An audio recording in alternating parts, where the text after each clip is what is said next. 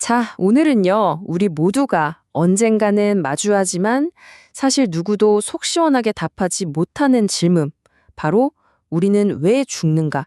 이 문제를 한번 파헤쳐 보려고 합니다. 이건 정말 거대한 진화의 수수께끼인데 오늘 저랑 같이 그 속으로 한번 깊숙이 들어가 보시죠. 시작부터 아주 근본적인 질문을 던져볼게요. 죽음. 이거 정말 피할 수 없는 걸까요? 모든 생명체는 결국 죽게 마련이다. 이게 우리의 상식이잖아요? 근데요, 어쩌면 이 당연한 전제가 사실은 전혀 당연하지 않을 수도 있습니다. 바로 여기 우리의 이 상식에 아니라고 온몸으로 외치는 녀석이 있습니다. 이름은 히드라 불가리스. 정말 작고 별거 아닌 것처럼 보이는 이 동물이요. 놀랍게도 노화와 죽음이라는 자연의 법칙을 거의 무시하는 것처럼 보여요. 보시면 아시겠지만 히드라는 구조가 정말 단순해요. 근데 진짜 놀라운 게 뭐냐면 수십 년이 지나도 신체 능력이 전혀 떨어지지가 않는다는 거예요. 쌩쌩하다는 거죠. 그 비밀이 뭐냐? 바로 몸의 대부분이 줄기세포로 이루어져 있다는 겁니다. 그러니까 계속해서 스스로를 새 걸로 교체하고 복구하는 거죠. 대단하죠. 자, 이 표를 보면 그 차이가 확 들어오죠.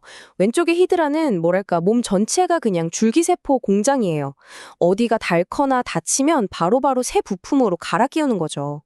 근데 오른쪽의 오리는 어때요? 줄기세포가 있긴 한데 골수 같은 아주 특정한 곳에 그것도 소량만 존재하잖아요. 바로 이 엄청난 차이가 결국 히드라와 우리의 운명을 완전히 다른 길로 가게 만든 겁니다. 그럼 이제 진짜 궁금해지는 거죠. 아니, 히드라는 되는데 우리는 왜 안 될까요? 생물학적으로 영원히 사는 게 불가능한 일이 아니라면 도대체 왜 우리 인간을 포함한 거의 모든 동물들은 늙고 죽는 이 길을 가도록 진화한 걸까요? 이상하지 않아요? 바로 이 지점에서 우리는 생각의 판을 완전히 뒤집어야 합니다. 질문 자체가 틀렸다는 거죠. 우리가 너무 인간의 입장에서만 생각하고 있다는 거예요. 자연, 그러니까 진화의 입장에서 보면요. 우리가 살든 죽든 사실 아무 상관이 없다는 겁니다. 자, 이제부터는 사람의 시각이 아니라 유전자의 시각으로 이 문제를 바라봐야 해요. 이게 바로 그 유명한 유전자 중심의 진화론입니다. 이 이론의 핵심은 뭐냐면 이 생명이라는 연극의 주인공이 나라는 개체가 아니라는 거예요. 우리는 주인공이 아니라 진짜 주인공인 유전자를 다음 세대까지 안전하게 실어 나르는 일종의 운송수단 혹은 생존 기계에 불과하다는 아주 파격적인 관점이. 그럼 이 유전자의 목표는 뭘까요? 딱 두 가지입니다. 어떻게든 복제된다, 그리고 다음 세대로 전달된다. 끝.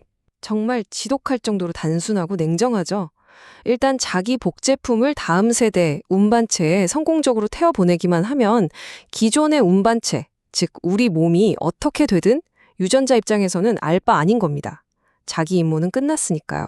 자, 그럼 구체적으로 어떤 메커니즘으로 노화가 진화했을까요? 여기 아주 그럴듯한 설명이 하나 있는데 바로 적대적 다면 발현이라는 이론입니다. 오, 이름부터 어렵죠. 근데 알고 보면 간단해요.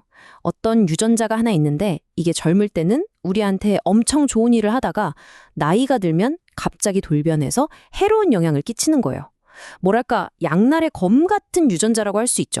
이 표를 보시면 그게 무슨 말인지 똑 감이 오실 거예요. 예를 들어 어떤 유전자가 젊을 때는 번식 성공률을 확 높여줘요. 이건 유전자 입장에선 엄청난 이득이죠. 그런데 이 똑같은 유전자가 나이가 들면 암 발생 위험을 높이는 부작용이 있는 거예요. 자, 그럼 진화는 이 유전자를 선택할까요? 버릴까요? 정답은 선택한다입니다. 왜냐? 나중에 암에 걸리든 말든 그 전에 이미 젊었을 때 번식에 성공해서 자기 자신을 퍼뜨렸잖아요. 유전자 입장에선 이건 무조건 남는 장사죠.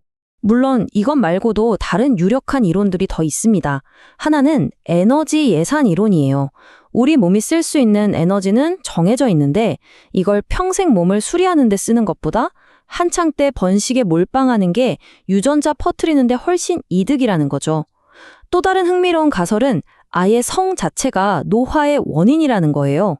유전자를 다양하게 섞는 유성생식을 하려면 낡은 세대는 사라져주고 새로운 세대가 등장해야 하잖아요.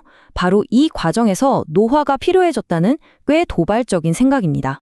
지금까지 좀 이론적인 이야기였다면 이제부터는 이 유전자 중심의 세상이 현실에서 얼마나 냉혹하게 작동하는지 보여주는 정말 소름 돋고 한번 들으면 잊기 힘든 사례를 하나 소개해 드릴게요.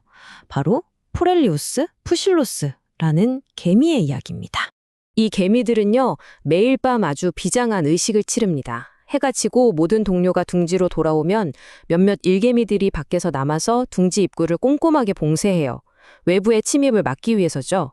그리고 그렇게 임무를 마친 개미들은요, 다시는 둥지로 들어가지 못합니다. 의도적으로 밖에 남겨지는 거예요. 그리고 결국 밤사이 포식자에게 잡아먹히거나 추위에 얼어 죽죠.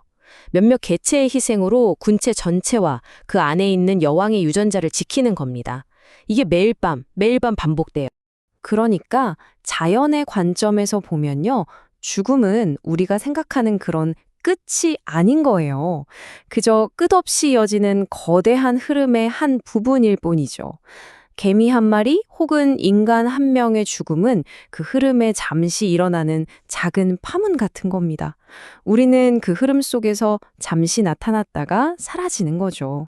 자, 여기까지 듣고 나면 좀 허무한 생각이 들 수도 있어요. 아니, 그럼 뭐야? 내 인생은 고작 유전자를 다음 세대로 전달하기 위한 도구에 불과한 건가? 이렇게 잔혹한 법칙 속에서 내 삶이 무슨 의미가 있지? 이런 질문이 자연스럽게 떠오르죠.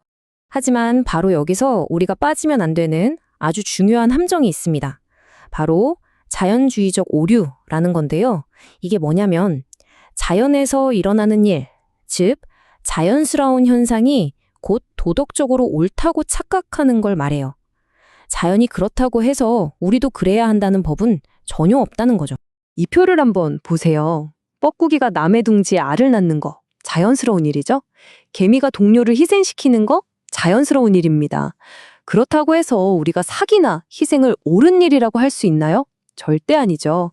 자연의 사실과 인간의 가치는 완전히 별개의 문제라는 겁니다.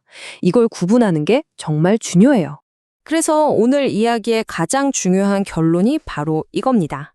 생물학은 우리의 운명이 아니라는 것. 우리는 유전자의 명령대로만 움직이는 로봇이 아니라는 거죠.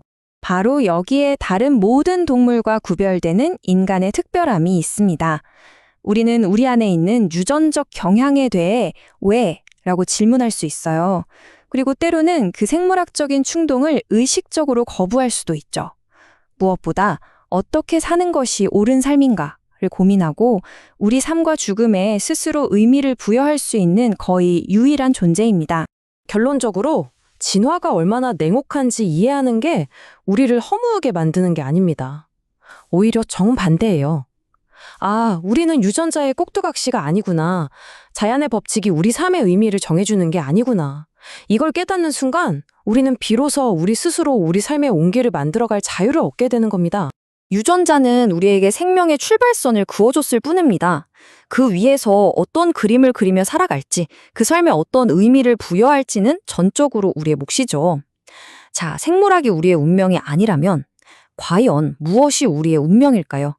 이 질문을 마지막으로 남기면서 오늘 이야기를 마무리하겠습니다.